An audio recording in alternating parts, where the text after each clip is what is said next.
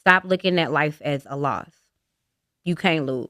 You here, ain't you? Mm-hmm. My sister ain't here. You know what I mean? And your brother, your whoever, somebody in your life ain't here. You here. You won. Do it.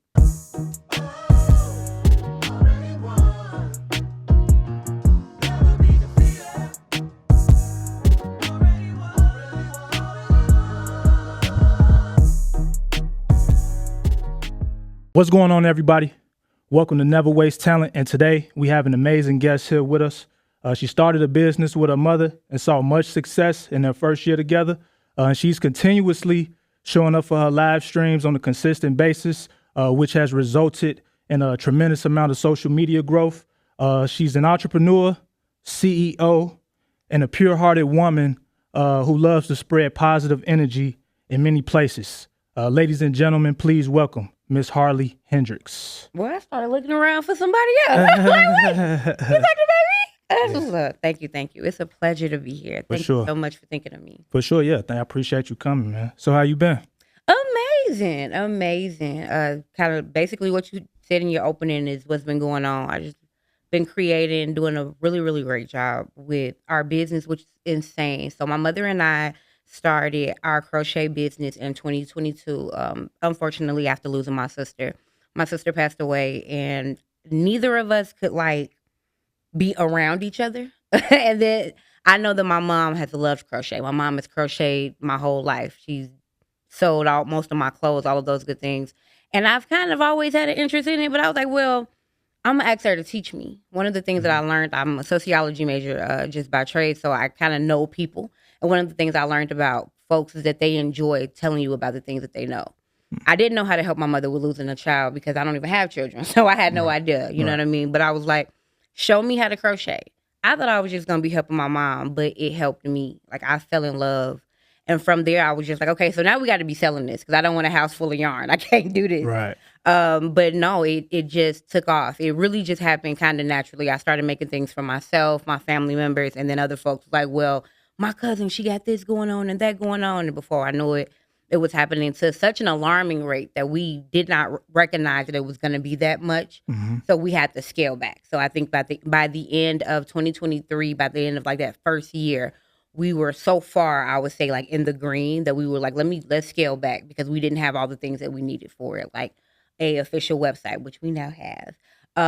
Things like that, our paperwork, we just didn't have it. So we scaled back. And now this year I can kind of see us getting more into doing it in the higher, kind of the higher level, the way it just came out at the beginning. But I was grateful for that being our first year. A lot of folks don't see that type of success in 5 years, and we saw it in one. So that's great, and it sounds like you guys had much success. Mm-hmm. And first, I want to say, sorry for your loss as well, which brings me to my next question. So how you been? Of course, you're feeling good, but how are you mentally though? How you feeling in that space? You know what? I just got to a good place mentally. So a lot has been happening in my life, just personally, not only just with grief.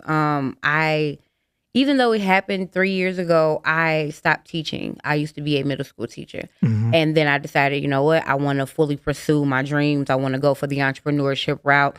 And being said, you got to want to kind of get a regular job, right? You don't want a career-based job. And so kind of scaling back and doing customer service work, 'cause that's the only work that you can kind of do and sit down so you can be able to do your dream afterward. Mm-hmm. That was hard because I'm used to being the boss. I'm a teacher. I have a master's degree. And so to be in a job where I know I'm getting way less than what I deserve and being dealt with in a way that I feel like some of these folks, they don't know my accolades. So they dealing with me right. I had a lady today tell me, you should have went to college. And I wanted to be like, ma'am, did that a couple of times. But I understand, this humbling journey. And I think now I'm getting to a place where I see the good in it. At first, I was struggling a lot, though. No lie. I feel that. And I definitely, understand where you're coming from because, it's life and, things happen. But you talked about a little bit briefly, what you do, but just tell the people a little bit about yourself, where you're from and what you do for a living. Of course. So I'm from here, Chicago. I have been in Chicago my whole life, born and raised. I currently just, like I said, work A simple customer service job from home. Thank goodness. That's one of the things I'm really grateful for. Working from home is amazing. But along with that, I am a practicing life coach. I am certified to do so. I have right now a caseload of 3 consistent clients. They pay me on a monthly retainer.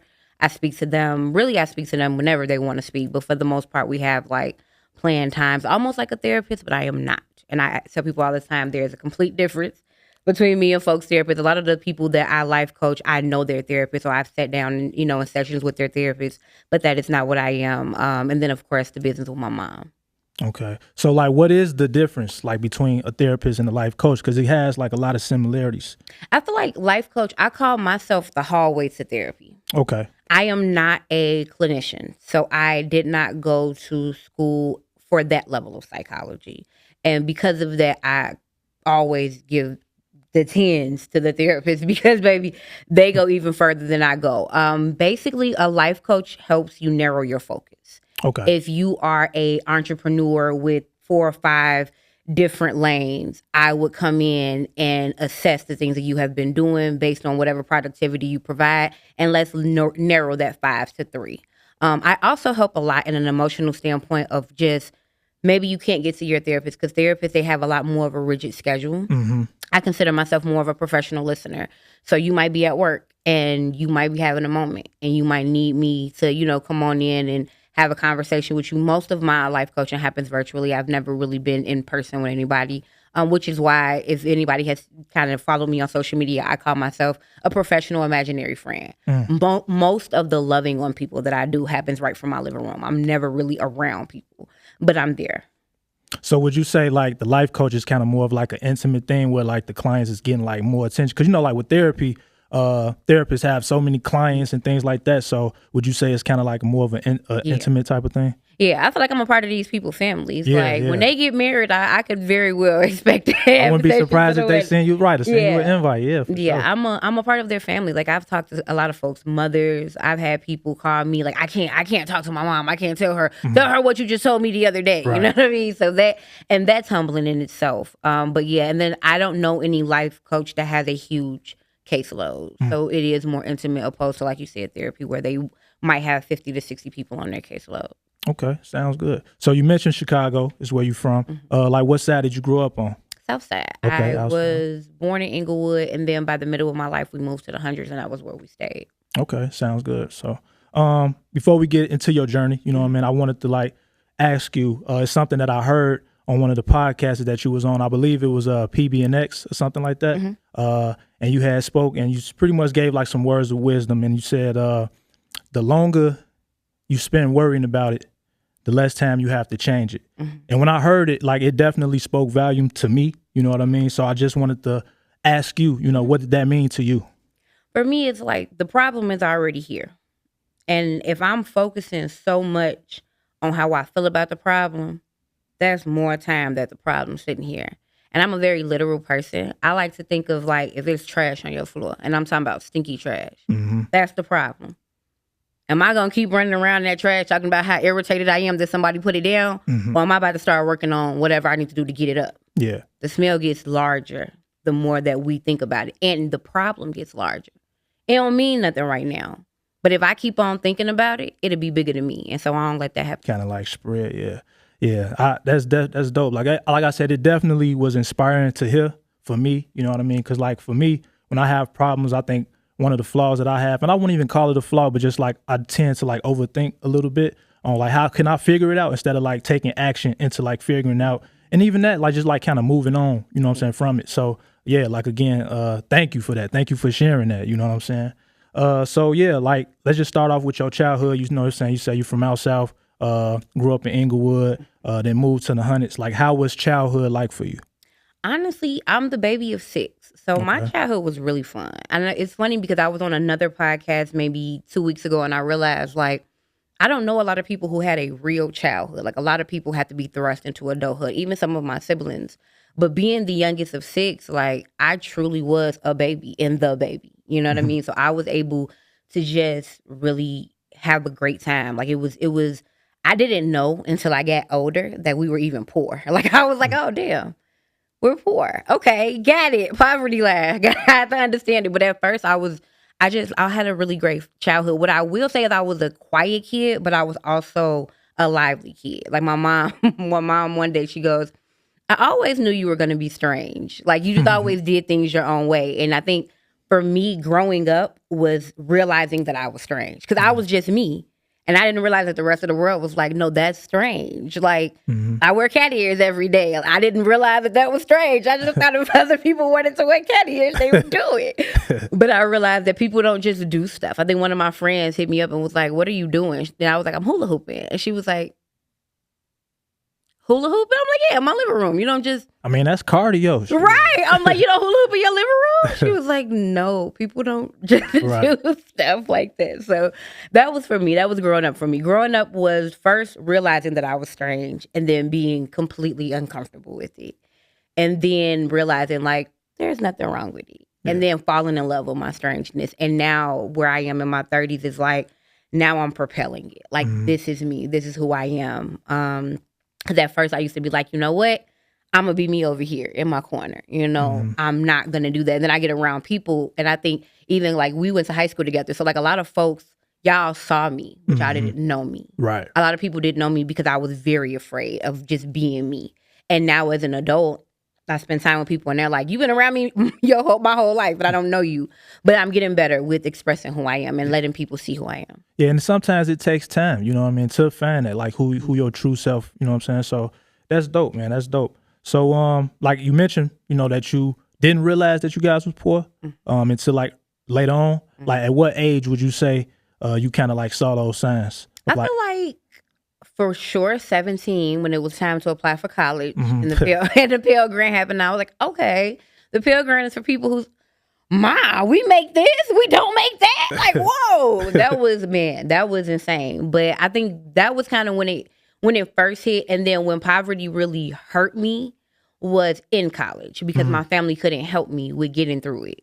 So I think I made it to the spring, right before the spring of 2013, which is when I graduated from Alcorn State University. And that was it. I ran out of Pell Grant money. My family ran out. I think my sister was able to find me like $400, but I was still short like $1,200. And I was just like, I don't know what I'm going to do.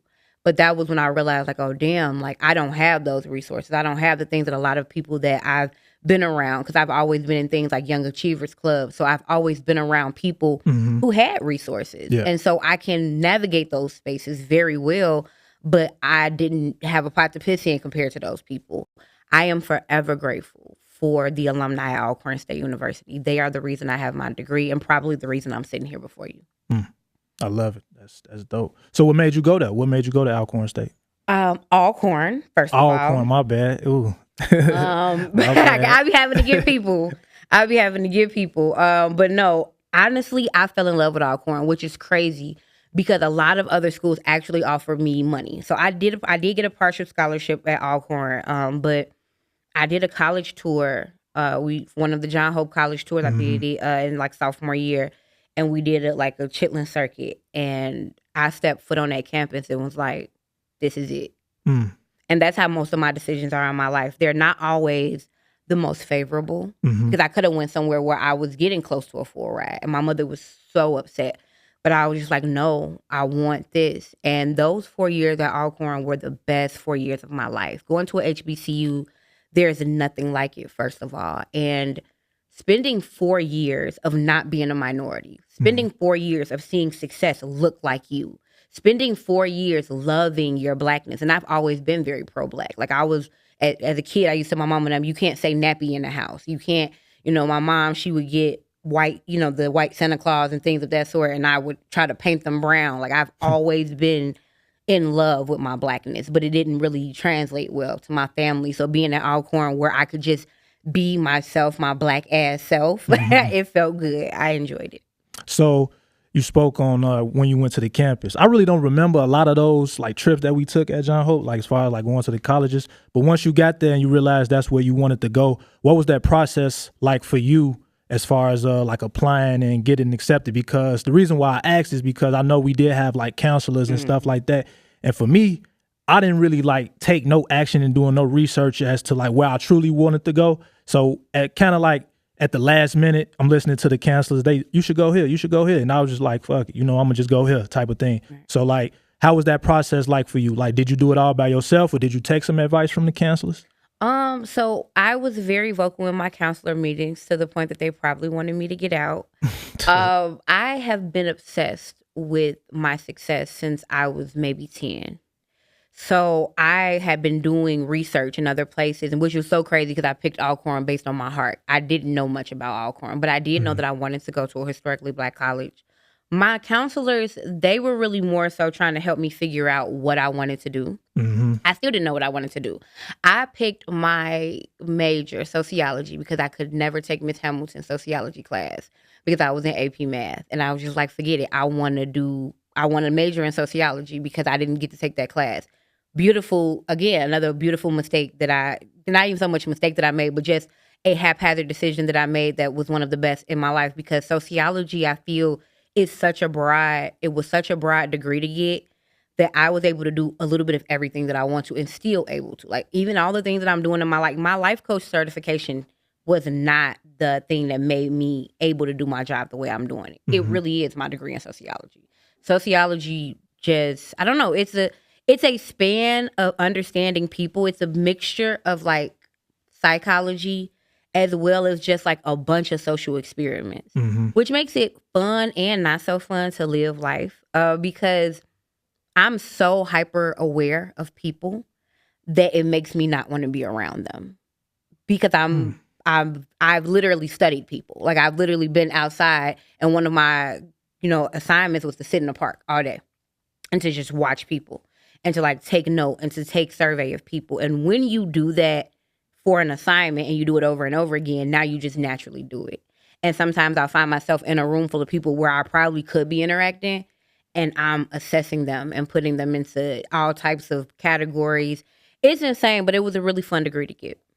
So would you say, like when you are in those rooms, do you feel like the old, like childhood of like how you were shy, like do you feel like that comes about? Not so much in my adult life. I'm a lot more social now, a lot more comfortable. I think it's also because I feel comfortable in my skin. So what makes you like not want to be around them, like as much as you observe them? Because I can feel myself judging people. And because of how hyper aware I am of just what judgment feels like and all of those things, I try to like fight myself. Like, I had to learn to be okay with casting judgment on people. I had to learn to be okay with being judgmental. I had to learn to be okay with being jealous. I had to learn to be okay with these things and identifying them. I think a lot of times as people, we're in denial. We can look at another person's life and envy it, but not have the emotional intelligence to say, I'm being envious right now. Because of my degree, I have that. And sometimes it does become just like mentally overwhelming, whether it's from jealousy or disdain or whatever. Sometimes I'm just like, okay, let me get a moment. But I think that just comes with being human anyways. After a while, you get tired of being in a room full of people. Yeah. So you speak on like in denial. I know at a point in my life, I've dealt with that, for myself. Like, why do you think it's so hard for people to like, accept who they are? I think it's because we've been taught to hate the bad things about ourselves. Like, I don't think a lot of people would be comfortable saying like, I'm envious of that. Yeah. Because we think about the type of people who are envious. Jealous people are envious. Weak people are envious. But it's like, no, human people are envious. And it's okay to be that. It's all right to be that. Yeah. It's all right to be the excuse my language, the fucked up things that we are. I'm selfish. I know I'm selfish. I'm the youngest of 6 kids. And I had to learn through loving a man that has children how to take care of somebody, how to put somebody before me. I don't have children, but I'm selfish. And I think I have to, in order for me to actually show up in a space and not be the negative parts of selfish emotions, I got to look myself in the mirror and go, you're selfish, but you got to fix that. And you can fix that. But if you don't actually admit it from a place of it's okay to be this, then you hide from it more than you fix it. It's kind of like that saying, I'm thinking about it, I'm not actually taking the action. I feel like you my life coach right now. So like, that's the energy I'm getting right now for real. Cause I feel like I'm learning, what I mean? As you talk, I'm listening and I'm like comprehending, I'm taking heed, I'm like what you saying. So like, okay. So we gonna like pivot and talk about your adulthood life.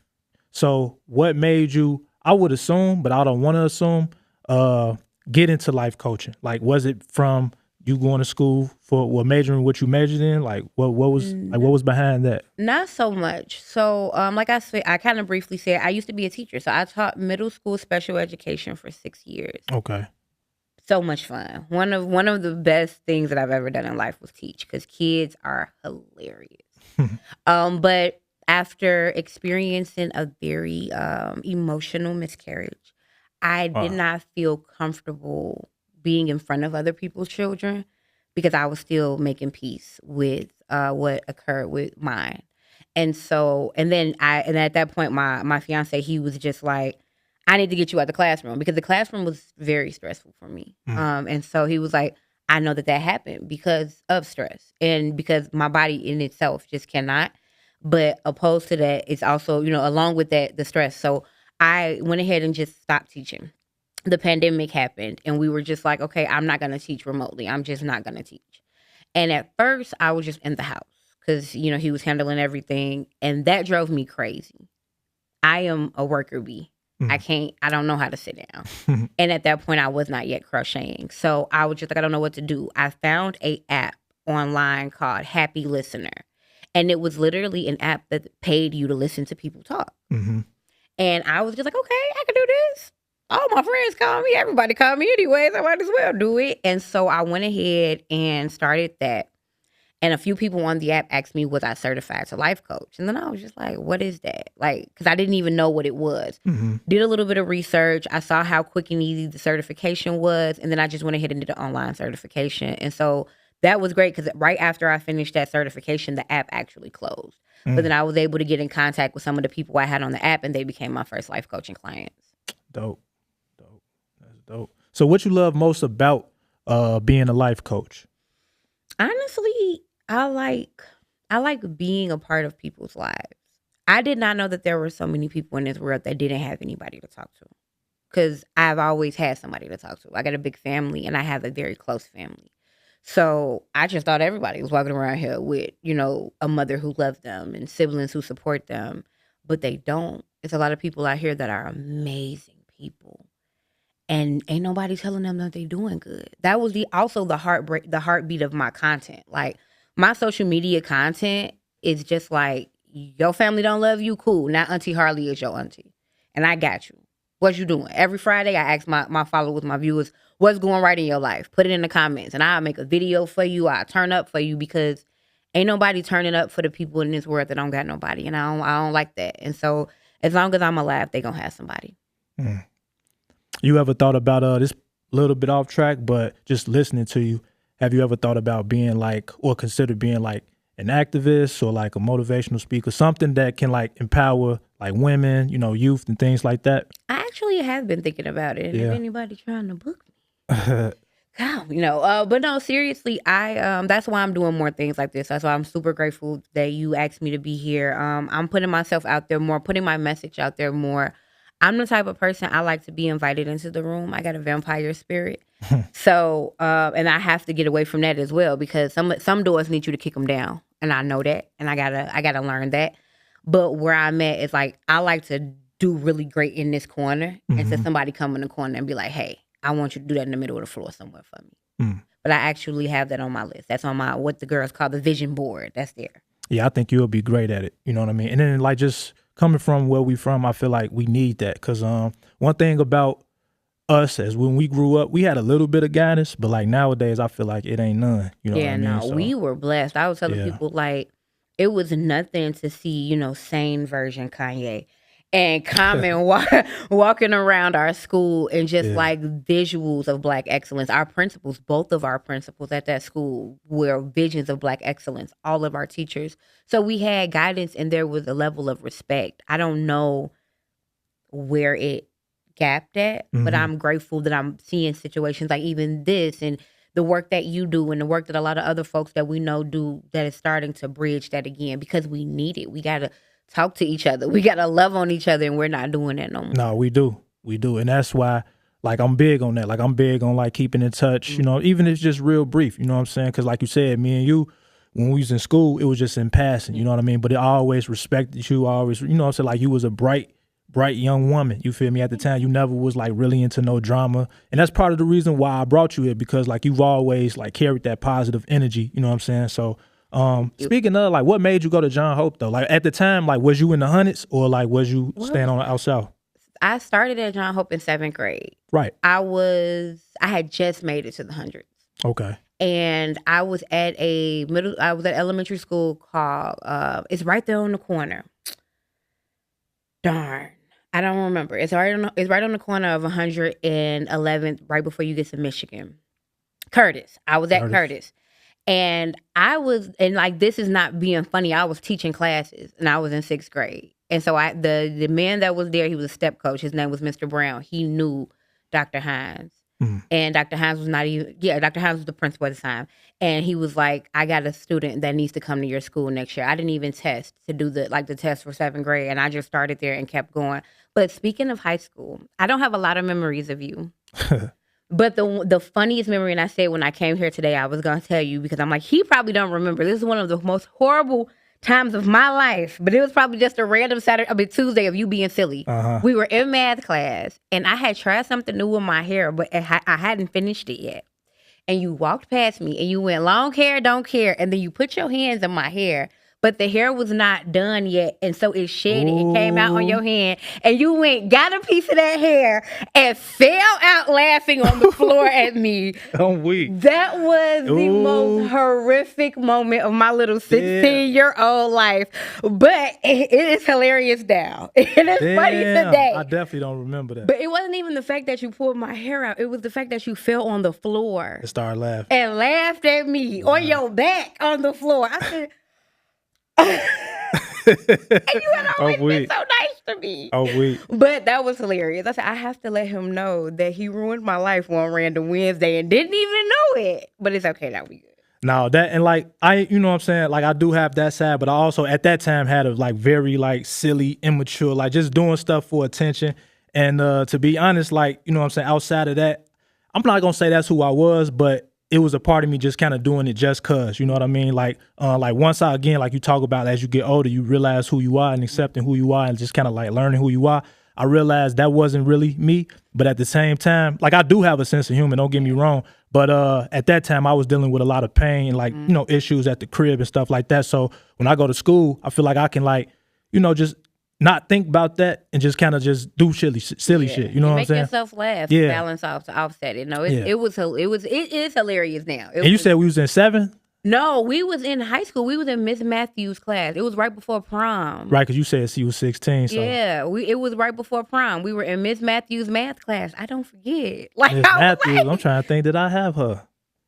You probably weren't even supposed to be in there. Probably. And look at you, in the wrong class, ruining my life. Oh, wait. No, I definitely don't remember that, though. But that's good. We can, you know, look back and laugh at it. You know, I say we good now because, you know, this hair ain't coming out. So it's cool. We good. So talk about that. You know what I'm saying? With your lock journey. I know it'd be important to people who grow hair. Like me personally, I got a fade. But like people who grow hair, they take it serious. So like talk about that. Like what made you want to start that? Ooh, child. My fiance. I ain't gonna even lie. It feel like it's all me.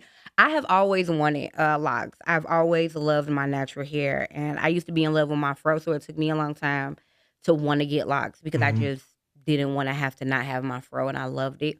I also was a big wig and weave girl, but I honestly was just like, I'm tired of spending all this money. I got a whole bunch of hair up under all of this hair, and he just kept asking. What really sealed the deal, he has a Medusa tattoo on his arm. Oh, okay. And her likeness, her face is my features. And so he was just like, my tattoo don't make sense if you don't get your hair locked. And I was like, well, let's come in. You know how what most women know. You got to do everything you want to do before you do it. Because you don't know if you know, because like for me, I have had my locks for almost 3 years and I haven't worn a wig or a weave on top of them. So I'm grateful that I kind of had all the weaves that I wanted. And now I just love them. I love my locks. I tend to my locks, his locks, and both our boys. Okay, dope. That's dope. So let's transition a little bit into your career now. You know what I mean? Obviously, you are a certified life coach, but getting into the business with your mother, what was that like? You know, what started that? Like, what made y'all want to get together and do that? Basically, like I said, the grief was what really started the hobby, and I honestly just thought I was gonna have a new hobby. Hmm. My mom, she was solely a blanket maker, but I was just like, no, I want to make clothes. Like I made the skirt that I'm wearing today. Like Hmm. I'm like, no, I want to make my clothes. If I'm gonna if I'm gonna do this, I'm gonna do it. And honestly, when I just started making stuff for myself, people were just like, oh, I want one, I want one. And so I was just like, cool, we should have a family business. My mom has been crazy enough. A lot of folks have seen their parents work and go and have jobs their whole life. Hmm. My mom has been an entrepreneur my whole life. So even before the wave of like black entrepreneurship that kind of ushered us into the pandemic, my mother has been doing hair in my living room my whole life. And it's funny because I used to, as a kid, like you don't know what that means. So I used to be ashamed of my mom because I used to Hmm. be like, everybody else mama go to work.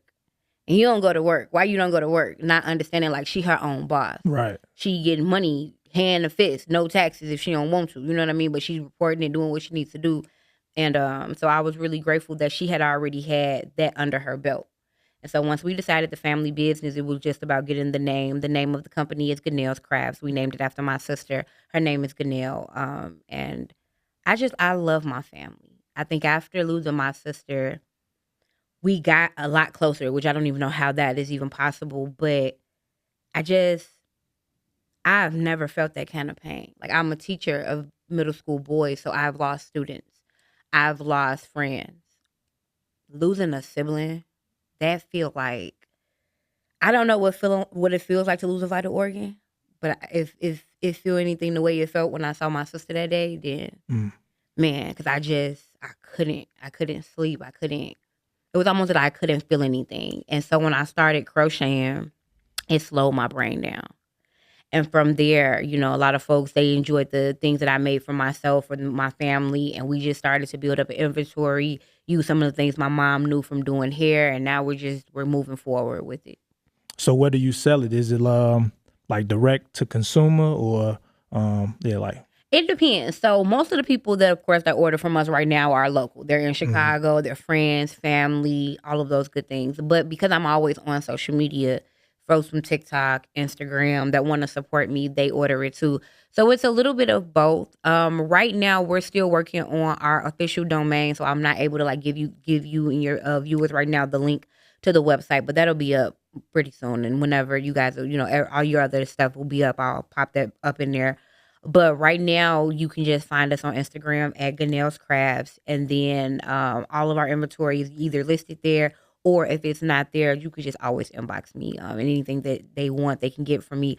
Right now, I'm just kind of figuring out how I want to streamline it. I Mhm. do know that I need another crocheter. I would prefer that it would be in my family, but nobody is trying to pick up I feel the like you can craft. convince them. Right. I got one of my nieces. I think I got her. I think Hmm. I got her. And that's Yeah. what I want because I know I'm not going to be always able to do it. As I lean into podcasting, as I lean into motivational speaker, as I get more of a clientele with my life coaching, Hmm. creating will become something that I do to escape. I don't want it to become something that I do with a time frame. Like I was on the way here, I was finishing up an order. And so I don't want to be at that point where I'm doing that. I want to Hmm. be able to be present in what I'm doing. And so I'm hoping that my two nieces aren't playing me and they going to learn because if that's the case, then I'm already setting it up for like the generational piece of it. Okay. Dope. Dope. Well, so let me ask you this. You mentioned that your mom was an entrepreneur, your entire life. You said you didn't really realize it at the time, but do you feel like that kind of inspired you? Because I know you said you like to be the boss. Do you feel like watching your mom at an early age and things like that, it kind of inspired you to be like into the entrepreneurship role? It's so sad. It should have, but it didn't because I didn't see her as a boss. And so it inspired me, but in a different way. Like I didn't see her as a boss, so I wanted to be a boss, like not like my mom. Until I got older and realized, like, no, you want to be a boss like your mother. And I had to, like, as an adult, when I figured that out in therapy, I went and I apologized to her Mm. because you might not know the offense, but I do. And so I'm gonna talk to you about it. I'm gonna tell you I'm sorry because I was wrong about her. My mom, she worked so much, and so she didn't look glamorous. And I have always been a person who believed in aesthetic. Aesthetic mattered to me. And so I was just like, she not a boss because she don't have this and she don't have that. And so I chased that feverishly. Even in my 20s, I chased it. Red bottoms and this and that. And then I realized like I was chasing a very superficial image of what a boss was. Because now that I'm actually doing my business, this is probably the first time I put on real clothes, and that's because I'm gonna be on camera. Like, and now I look in the mirror and I'm like, damn, you look like your mama, because this is what being a boss looks like. It doesn't look like all the things you thought it looked like. Most of the people that you see doing that, they're not bosses. Yeah, I was gonna They're the ask face that. of the company. You know what I mean?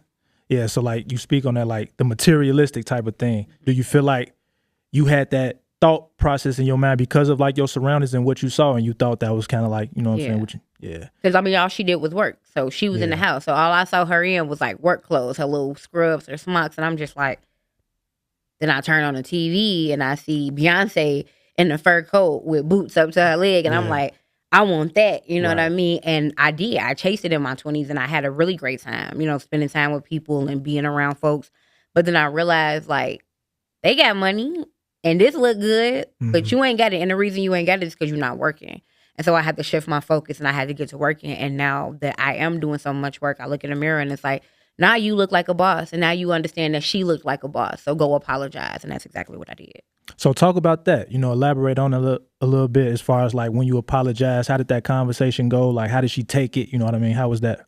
My mom is such an emotional person. She's so dramatic. So she cried. But I think she more so cried because she didn't know that was how I saw her. Because, I mean, we are, like I said, we're such a loving family. So she's never heard me say the things that I thought about her.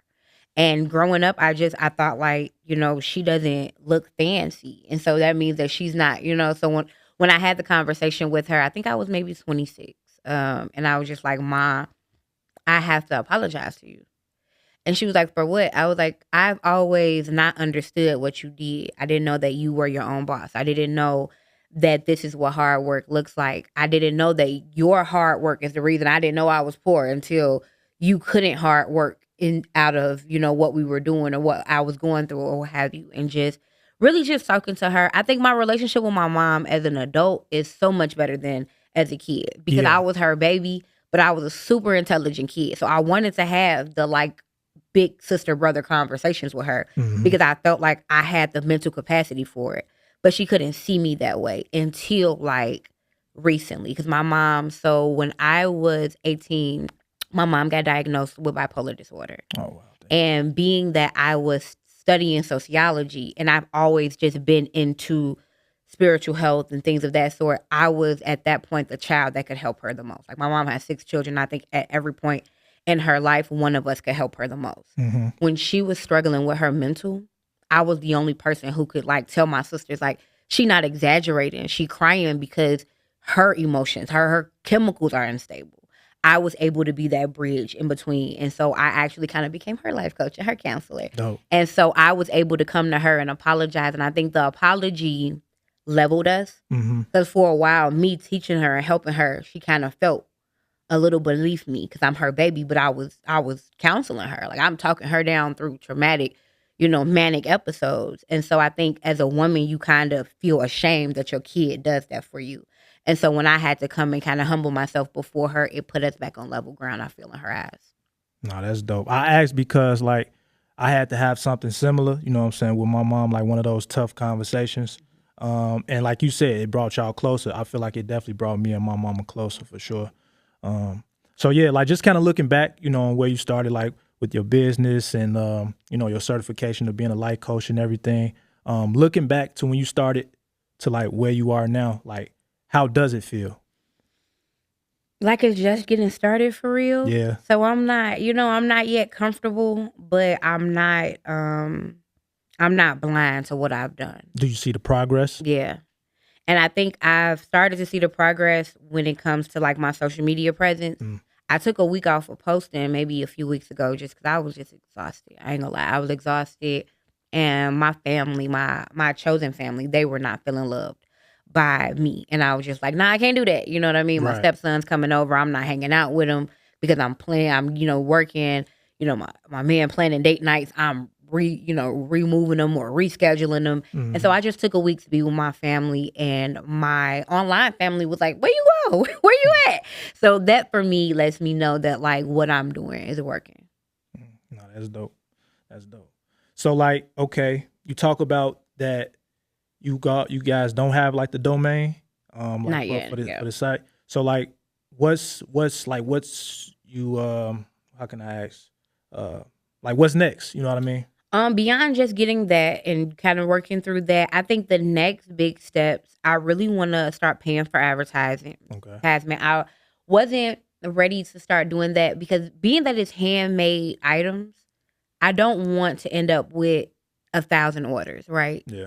I guess I just got two hands. Right. And then my mother, she's 65. So it's like she's helping, but a lot of it is on me, which is why I'm hoping that my nieces, Lord, look, if you watching this, I need y'all because I don't want to scale back. And I know that the demand is high. What I will say is, even though I am grateful because I do know that it is still by grace, I am not surprised by the support that my business has. Because as you have stated, my whole life I've been a person that enjoys supporting people. Yeah. My whole life I've been a positive person. So I am not surprised. I would actually have been surprised if I didn't have an outpour of support. And so because of that, I don't want to scale back. But that's another reason why I haven't gotten the domain or I haven't put us on Etsy, because right now we're pretty boggled down just from word of mouth, word of mouth orders and what people see on the internet. If I were to get a domain out there and people could search it at any time, yes, it's making money on my sleep, but it's also me kind of putting that wear and tear on my body. So I'm kind of leaning more towards tutorials. Okay. Teaching people how to do it so I can be able to do the digital product route. So for me, digital products have helped me a lot, like in my late 20s. So I used to be a pole dance instructor. I've done a lot of online classes and tutorials for pole dance. And once you create one digital product, you put it on the internet, you got a link to it. The link is attached to your Stripe. Your Stripe is attached to your bank account. You make money in your sleep. I could be asleep on vacation. Somebody order my class, and that's money in my pocket. Yeah.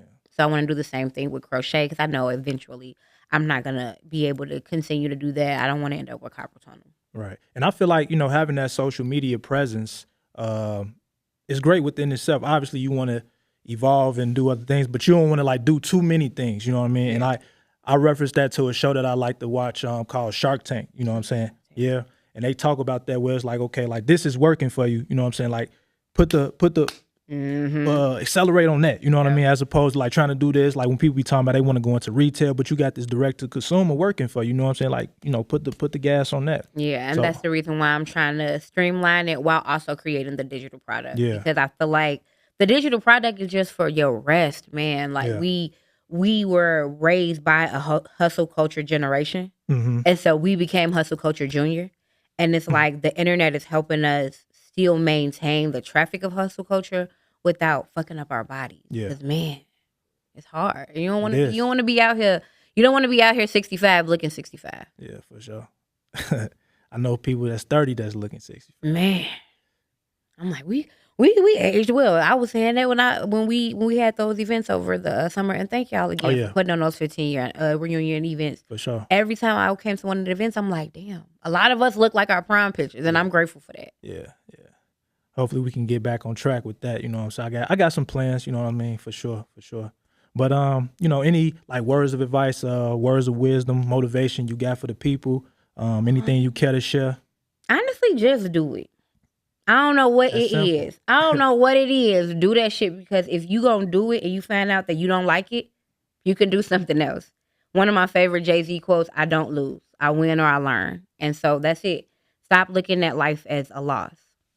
You can't lose. You here, ain't you? My sister ain't here. You know what I mean? And your brother, your whoever, somebody in your life ain't here. You here. You won. Do it.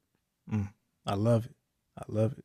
So you spoke on where they can follow Ganelle's Crafts at. What can they follow you at? I am Harley Hendrixx 6 on all platforms. So you spell it the way you're going to see my name on the video and then the number 6. And I'm everywhere on all of those platforms, that exact same handle. So you can find me anywhere. And then my YouTube is Harley Hendrixx 614 because somebody stole my name. And whoever you is, girl, I want it. I'm weak. I'm mad. Come up off that. What you want for it? Because I want it. Because I am. I'm that across platforms. And so it's just like that's the only platform that is not just the 6 at the end of it. I love it, man. I love it. Well, on that note, you know what I'm saying? I want to thank you, Miss Harley Hendrixx, a.k.a. Auntie Harley. Thank you. I feel like I've learned a lot about you, actually. You know what I'm saying? Like, we did go to school together and things like that. But it's always good to know people's story because I feel like we all got a story. You know Absolutely. what I mean? You know what I mean? And I cannot get up from the seat without telling you publicly, I am one of the biggest fans of your music. I appreciate you. Your artistry has gotten me through times in my life where nobody else could speak to me. So I thank you so much for your artistry. Thank you. Never waste your talent either. Exactly. Sir, That's what it's all about. Keep going. Keep going. I am definitely a fan. I stand a fan. No, that's love. I appreciate that. Well, yeah, on that note, like I said, I want to thank you once again for coming out. And I want to thank y'all for watching and listening as well, for tuning in. Make sure you subscribe. Stay safe. And most importantly, man, stay out the way, man. Love.